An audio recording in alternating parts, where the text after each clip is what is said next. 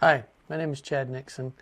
I've been a land investor, real estate investor since 2016. I've bought vacant lots, commercial warehouses, residential properties, commercial properties. I've done a bunch of different pieces of real estate. But land is so much easier than residential houses because you don't have all the headaches that go along with looking at toilets, plumbing, roofing, structural. Land is kind of what it is. It's either trees, it's cleared, it's sand, but in that there is different pieces of land that I would recommend staying away from, or make sure to do your research. In this video, I'll show you exactly what to stay away from and to keep you from buying something that you will regret later, or if you're wholesaling land, being able to get land and it's super cheap, but now you can't sell it because you have issues that we'll cover in this video. So let's get started. All right, don't buy the land until you watch this. Stop. Because I've sold about every piece of land that I have gotten. Some of them I've broken even, but to this point I haven't lost any money on land because I'm either done the research on it or made sure I have multiple exit strategies. So we'll go through how to prevent you from buying something that you can't sell or a piece of land that you can never do anything with. So let's go over some stuff. All right, slope. Slope is if the land is sloped, it's in a gully. We'll go over that. Perking, septic, utilities, what's covered with utilities with land, access, legal versus physical, zoning restrictions, flood zones, and drainage, and hidden costs. All right, slope. So if you're buying a piece of land or you're looking at a piece of land and you're thinking about purchasing this land, and you're not able to walk the land, some people will never buy land without actually putting their foot on that ground. I've bought pieces of land that I've never been to, sold that piece of land, no issues. But I did my research first. Most people don't look at a slope, and that's the biggest mistake. So you're looking at it as a rectangle, square property, or it could be weird shaped, but you're not looking at it being sloped. Now, in North Carolina, there's tons of slopes. If you're in Florida, it's mostly flat. Texas, flat. Oklahoma, flat, usually. But in North Carolina, South Carolina, Georgia, there's tons of rocks. There's tons of slopes and gullies and ditches. And now if you find yourself looking at a piece of property and you really don't know if it's sloped or not, well, let's look at that. Let's just look at a piece of land, how you can figure this out. So where you're looking at the piece of land, it's in a state, correct? So you're looking at a piece of land in a state. Well, inside that state, there's a county where that land is located. I feel like this is the old woman who swallowed a fly and then the whole thing. But basically, you find it, your property is in the state, it's in the county. Now, where is this land located? Is it in the city? Is it in the county? So if it's in the county, every county has something called a GIS in the United States. They should, some type of online platform. So it's all public information. It tells you how big the land is, when it was sold, gives you tons of information, public information about these properties. So this is in Union County, North Carolina, right here, Union County. And this is their GIS map. And I just picked this because I picked it. I'm not sure why. Something told me to pick it, so I picked it. So this is the GIS information. It basically tells you, like I said, the person who owns the property, gives you information about the property, but it also does some cool things here. So what we can do, usually, and every GIS is different, but usually on a GIS, it'll have a layers panel like this, and you open up the layers panel, and in the layers panel, there should be something called natural, and if not, there's something in there. It should say something like contours, and contours is using a mapping system. Now, typography, basically the closer the lines are together, the more of a slope. The further lines are apart, it means it's flat. So if you do, I know it's here, just see it like 2-foot contours. Let me see what that does. Oh, I got to turn this on. Okay, so depending on the piece of land that you're looking at, it will show you the contours, meaning as you can see, like right here, it's a flat section, and out through here you got these different lines. So you can see that there's a hill right here, like sloped right here. Got these different contours, and I'm not really good at doing contours. I use them, but some people on my team are better. But if you look at the contours, it will definitely help you figure out if it's flat or sloped. Now, it doesn't tell you if there's a gully or anything like that. Sometimes you can get the address, well, most time if you get the address and you put it on the road that's in front of this property, it will show you kind of what it looks like in those areas. Sometimes if there's trees and information on the tree line, you can see that they're either how it goes up or down if you use Google Maps in 3D, or if you use Google Earth, you can kind of see if there's slopes and stuff like that. But it's really hard to tell unless you actually walk the property. Flat land is cheaper to build because you don't have to worry about everything being sloped, because if everything is sloped, like if you're pouring concrete, it's going to be sloped. If you're doing any kind of if you have to put in a septic system or a well or anything like that, and it's on a slope, you're gonna have to adjust for those slopes and that kind of stuff. Even when you build your house, or if the person is buying it's building the house and you're wholesaling this lot, they're going to have to adjust for slope. So sloped lots are going to cost you more. So excavation, grading, retaining walls, drainage issues, driveway slopes limited. Some counties max at 12 to 15%, I think, grade on slope. It just depends on the county.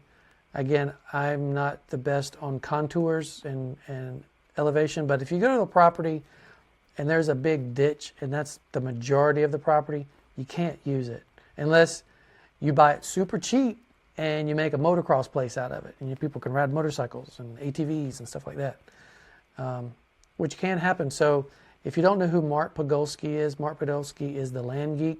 I would suggest following him. Of course, follow me, hit the subscribe button, follow me.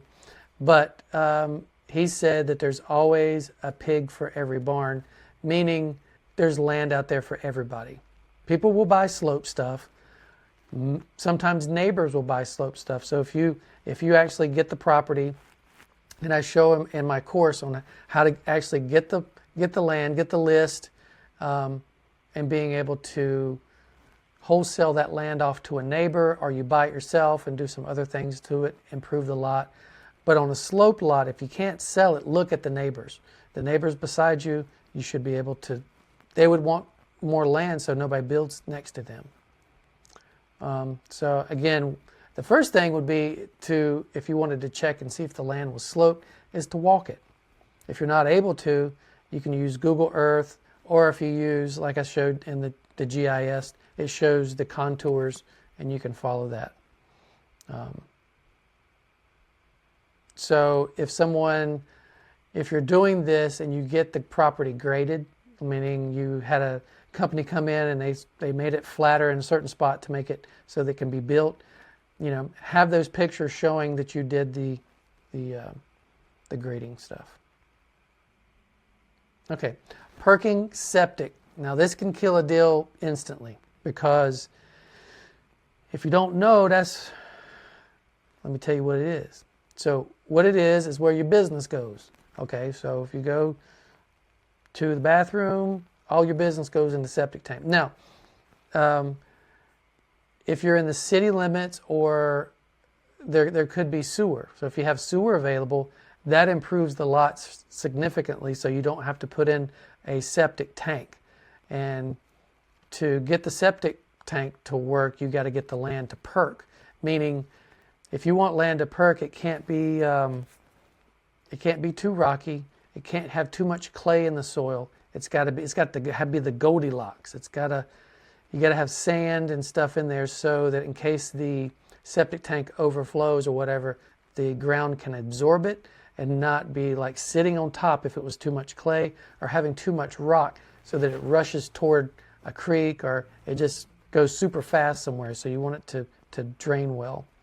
And it has to perk right. So no sewer, you need a septic.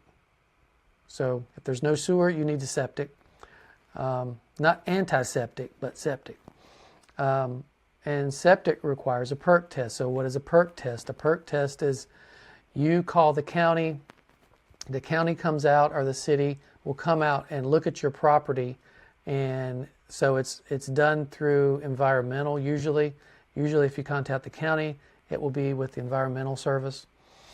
And but before then, some people would suggest, having a soil scientist go out and look at the land before you call the county. Or you have a contractor that actually will show you, because with the perk test, you got to have the place exactly where your house is going to be. So you got to already think about where your house is going to be. Now you got to figure out where the septic tank is going to be from the house.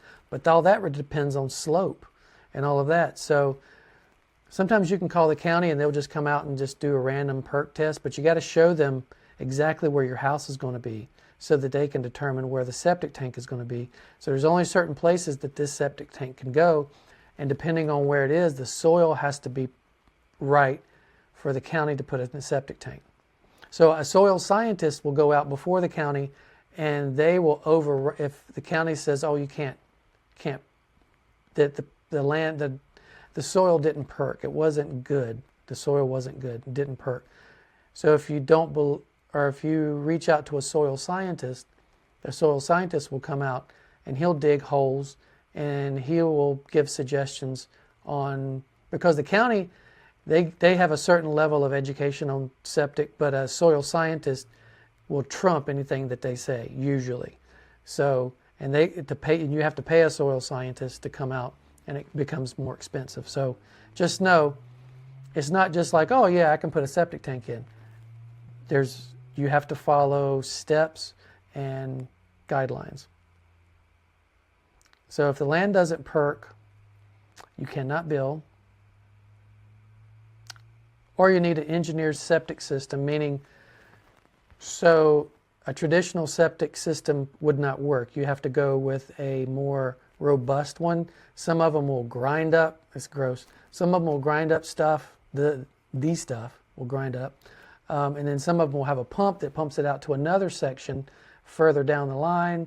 Or there's tons of different ones that are out there, but only certain states will permit these. So some states won't permit these certain type of systems. It can become a mess. Like I said, it can kill the deal instantly if you don't know about perking. So the cost breakdown, a standard septic tank can range from $5,000 to $10,000, but with an engineered system, it could go $20,000, $40,000 on some of these if the soil is not good. So just know, just because you bought a piece of land and it's got 10 acres on it, that doesn't mean it's going to perk. So I would recommend, before you buy this property, or if you're wholesaling it, let the person buying it know that all this information. Now you don't have to, you can choose not to give them this information, but knowledge is power. And if you want that buyer to buy more of your land, give them all the information they need and don't burn those bridges. Okay, so utilities. So the next section, what it is power. That was funny. What did I say? Power, water, sewer, septic, internet, and cell service. Of course, you know all of that, but If you're buying a piece of land and you're going to live there, of course you're going to know that you have to have power, water, sewer, septic. But if you're wholesaling the lot, or if you're selling it off, buying it, and then you're going to improve it and sell it off, make sure that you know that you've got power to that property. Make sure that there's some type of water, well, whether you're putting in a well or whatever. So if the power is not at the end of the road, it may cost $10 to $30 per foot in some areas to extend it to your property. Because you got to have, they're going to be putting in poles, transformers, and also easements, which easements are legal description of basically having access to get on the land to put those power poles in. So you may have to put in an easement with the neighbor to actually come in and put power lines in there, because they're going to have to cross over that property, so they need an easement. So here's an example. So if power is 1,000 feet away, that could be a $20,000 cost just to turn the lights on. Water. So the water is going to either be city or county water. It could be a spring fed, or it can be a well. If none of those are on that property, you got to consider putting in a well. Now, even when you put in a cost of a well is $5,000 to $15,000, you may not have water there.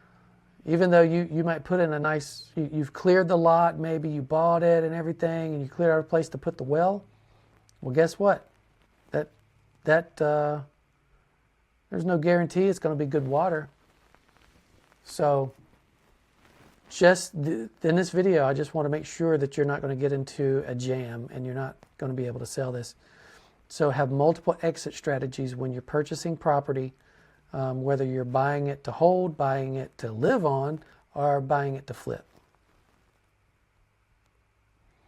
Oh, and depth matters, because it costs you so much per foot to dig to get to water in that well. And then when you get there, it might not be any good. So I'm not trying to scare anybody, but I just want to make sure that you know what can happen. So internet is important to modern buyers, meaning if there's no fiber available, you might have a hard time selling it. There's no cable access, there's no telephone poles, and your only option might be Starlink, but Starlink sometimes won't work depending on how many trees you have. You might have to cut down some trees. It just can vary, and that might be their only option. So access, legal versus physical. You must have legal rights to get to the property. Just because you can drive to it doesn't mean you can legally. That means just because you can drive on it doesn't mean you legally can.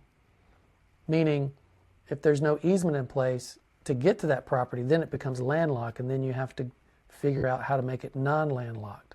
Either buying the neighbor's property next door, cutting a little piece out in a survey and making sure that you can get on that property. But it also has to be changed in the deed. Sometimes there's deed restrictions that would cause... So questions to ask. So you need to ask before you buy this property, either from the owner that you're buying it from, or if it's selling on the MLS, ask the realtor.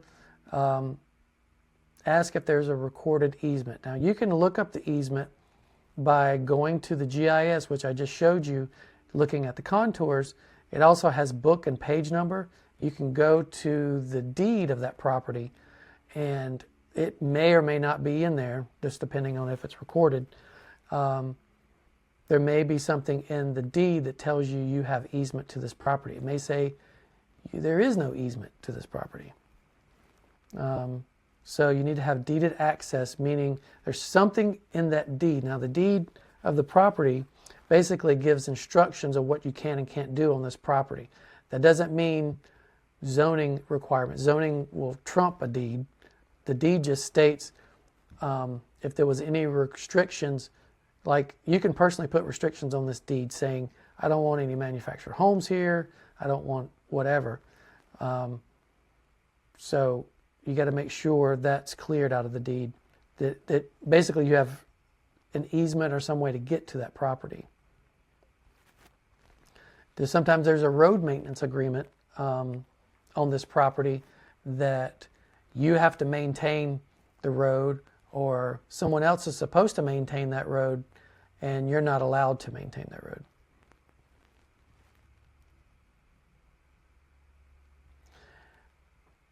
So just note, if you don't have legal access, a bank won't finance it, and you'll not even be allowed to build. So if you don't have access to this property and you're using illegal access to get to this property, you look for a bank loan, the bank is going to look at the deed, they're going to look at all the information and say, it says here that you don't have any access to this property. There's no road frontage. Plus the county won't build on there either if you don't have any road frontage, unless there's some type of easement or some type of flag lot or something like that that will allow you to do it. Zoning and restrictions. So what it is, what you can and can't do on the property. Now, that's also, so we are just talked about the deed restrictions. Now, if there was deed restrictions, then you also have to look at zoning restrictions, because zoning restrictions is a big deal because it tells you what you can and can't build on the property or do. We can go look at some of these. There's land types, agricultural land, farming, ranching, residential, where people live, houses, apartments, subdivisions. Industrial land used for factories, manufacturing, heavy industry. Recreational land, this includes parks, beaches, playgrounds. Brownfield land, they're also called something else. I can't think of the name of it. But it's previously developed land, often industrial areas that may require environmental cleanup. There was something in Charlotte. I noticed this land for years and years and years. It was a place where they had telephone poles and other stuff that I'm sure they had chemicals that they were dumping.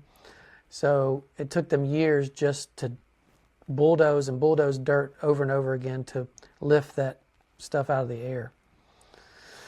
Commercial land used for purposes like retail space, offices, warehouses. Greenbelt land, protected undeveloped land around urban areas. Also, I didn't put this in here, but there's also historical land, which kind of will protect the land from being used as like a freeway or something like that. And then you got undeveloped raw land, which has never been anything. It's in its natural state without structures, minimum home size. That's true in some things, but just know that raw land, it could have had a house on it years ago and then it went back to raw land, and it looks like raw land, but there is a website that you can go to called historicalimages.com. It's a free site. You go on there, you can put in the address, and then you can go all the way back to 1950s. Let's look at that real quick. Let's look at this here.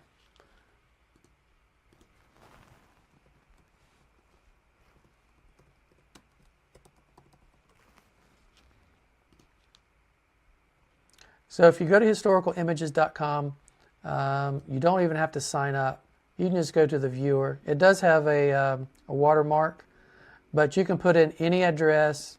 You can just kind of zoom in here. And then if you click aerials, you go back to 1955 here. Let's see what this looks like. And you zoom out and you're like, oh my gosh, that's a field. And then you can see the progress in 1962. Let's see what happens. Still a field. 1967, still a field. Let's go to 73. Oh, we see some stuff happening. 73. Okay, let's go to 75. Still not a whole lot going on here. Let's go to 1980. Okay, we got some buildings going on. Okay, let's go to 98. Let's see what this looks like. Okay, we got more buildings going on. 95. Okay, more buildings. Let's go up here. Let's go all the way to the top. 2023. Everything from looks like 1950 to 2023. It shows you all that information, which is great because if you go to a piece of land that you're looking at and you go to that land and you want to see if there was a house there before or whatever, it'll show you that. So, all right. Consider this: minimum home size can be depicted within zoning restrictions, because depending on where it's located in the zoning section. So if we go back to, let's say if we go back to the GIS here, you can actually turn on zoning. So if we go to municipal, no, if we go to, I think it might be zoning districts. So it's got all these different districts here.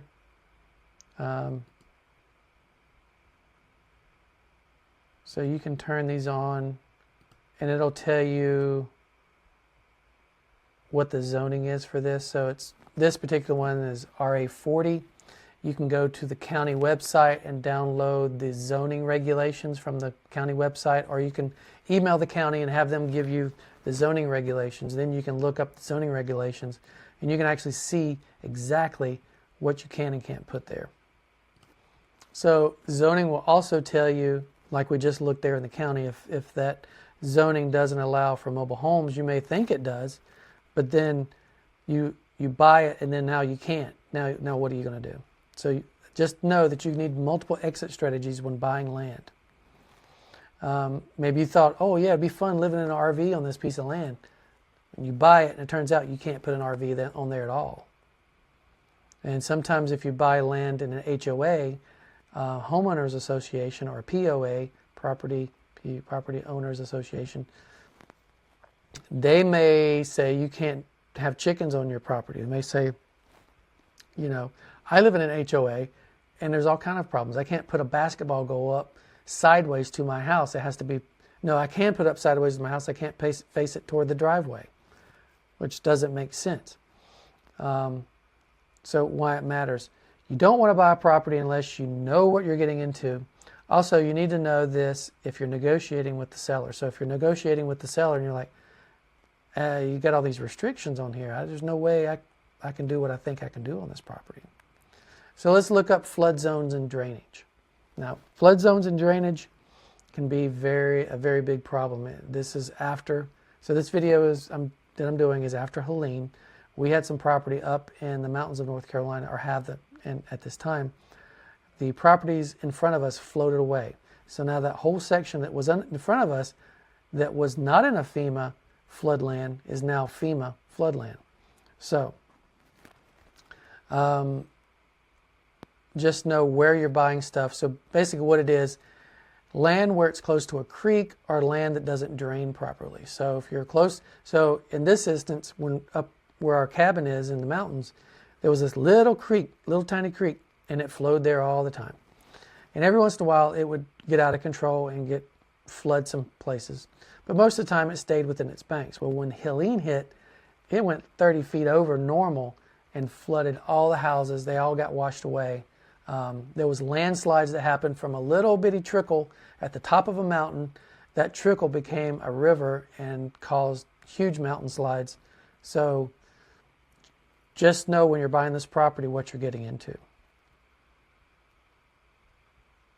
So FEMA flood maps. So you can go to, I think, FEMA.com and it'll show you flood maps. Or if you go on to Land Portal, which is what I'm suggesting, if you don't know what Land Portal is, you can use that. There's also Land ID, shows you floodplains. Also Land Glide, I think it may show floodplain stuff. But the free way is to use your GIS. So if you use the county GIS and say, for instance, this property here, if I can just use Union County in general. So if you notice around here, we can go over here to natural. You could turn on lakes. And it doesn't show that many lakes here right now. So let's see.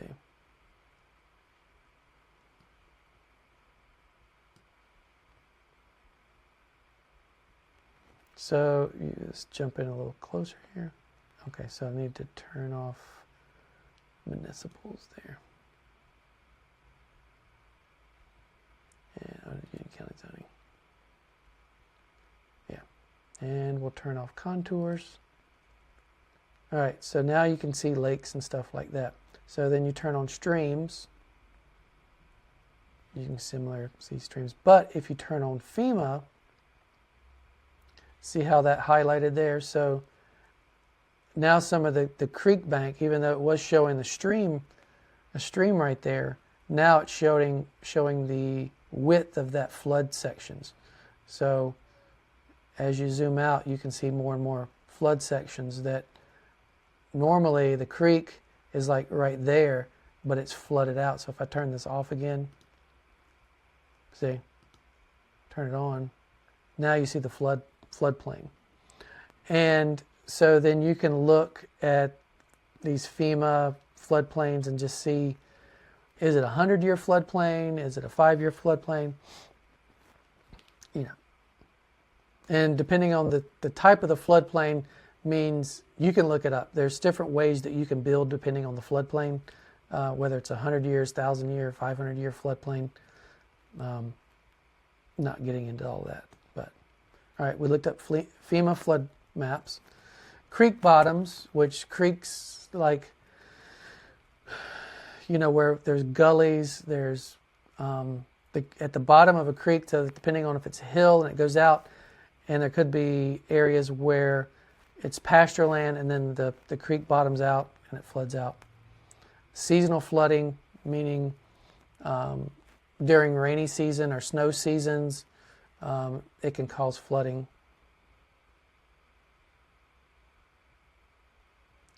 Elevated foundation. So why it matters if you're selling this piece of land or you're buying the piece of land for yourself, just note it.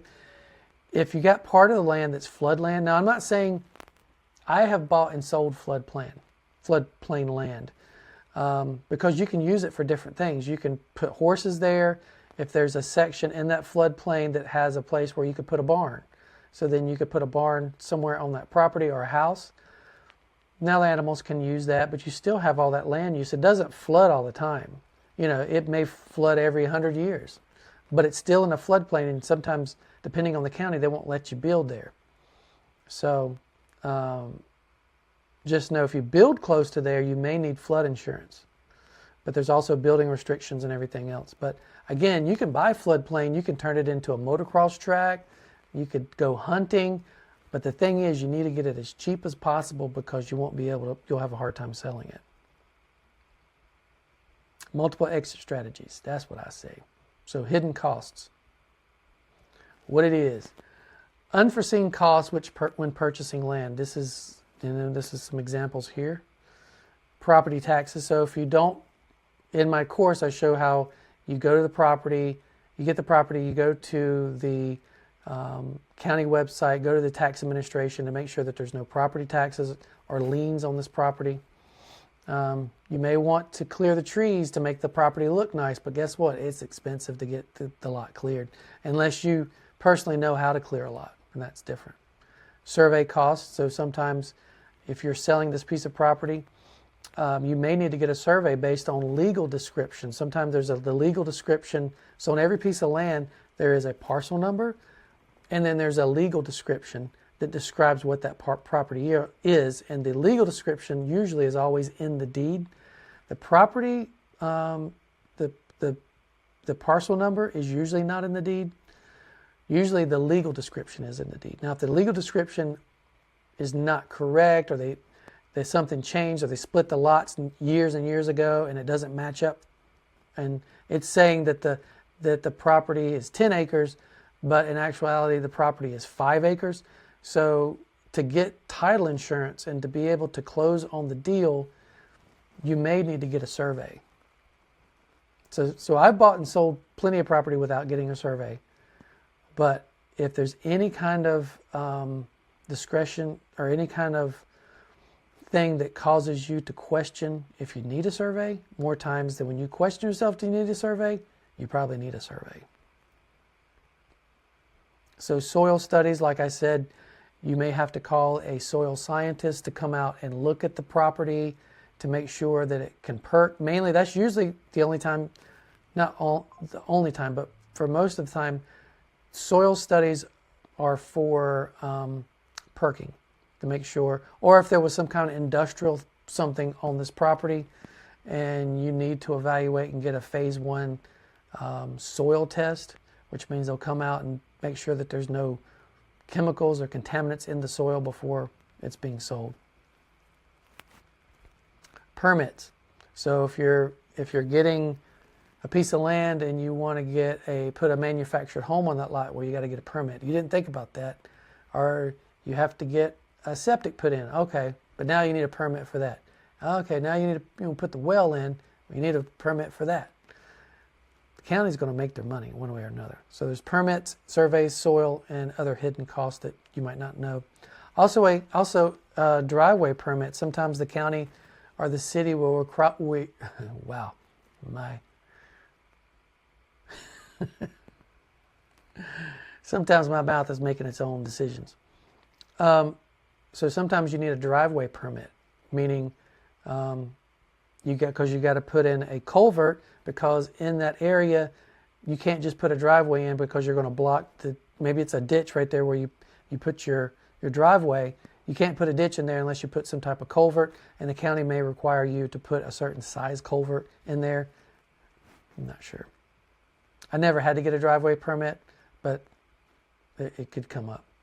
Also, ownership. Now, this is a big thing. This is something I should have put at the first, but I thought about it at last. So even though you're buying this property and the person you're buying it from may tell you, I own this property, and it turns out you get all the way down to closing and you have a buyer lined up for this property, or you're buying it yourself, you've done some soil analysis, you spent money doing permitting, perk testing, and all this kind of stuff, and it turns out that the person you've been talking to don't even own this property. They might just be a relative, and there might be 4 or 5 other people that has to sign off to sell this property, or it's in an LLC, and the person you've been talking to doesn't have the rights to sell it. So just know ownership matters. And how do you find that out? A lot of times you have to do the research yourself. You can go to a title company and have them do a title work on it, meaning they can go back and look at the deed and figure out exactly who owns it. But most of the time, people, when they have these properties, people die and it goes to a relative, a friend. Sometimes I've even had it come to where a lady died and she gave it to her caregiver.